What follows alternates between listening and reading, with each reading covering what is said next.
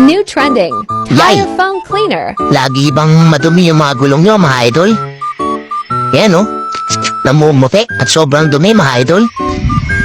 Madali lang linisan niya, mga idol. Meron tayong solusyon dyan. Ito, oh. Tire foam cleaner. Na-order ko nga pala ito sa TikTok, mga idol, no? So, murang-mura lang to, mga idol, no? Nagkakalaga lang siya ng halagang 75 pesos, mga idol.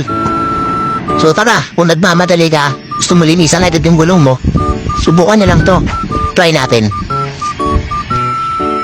Ayan, mga idol. Ubugahan lang natin to, mga idol, no? Yan. Spray lang natin ng ganyan, mga idol.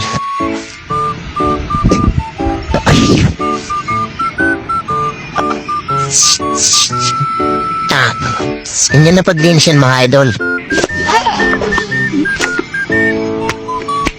Napusalaan nyo lang, mga idol, na pusang bumagsak yung ano niya, no? Yung mga dumi niya, no? So, automatic siya, mga idol, kung saan ang nililinis yung mga dumi ng gulong niya. So, ayan, mga idol, dito rin sa harapan, lagyan natin.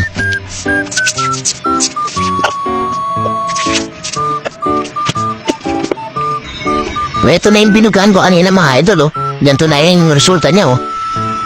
So, hindi ka matalala, mga idol, hindi yan madulas, no? So, pwede nyo rin punatan ng microfiber para mabilis matuyo. O pwedeng hayaan nyo lang siya, mga idol. Kaya,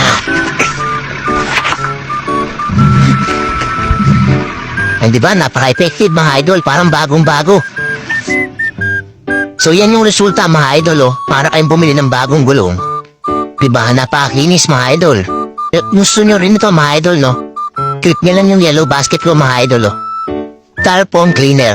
Murang-mura lang tayo, mga idol. Kayang-kaya na presyo ng mga idol. Murang-mura lang po sa halagang 75 pesos lang, no? Nandiyan lang yan sa yellow basket, no? So, yun lang.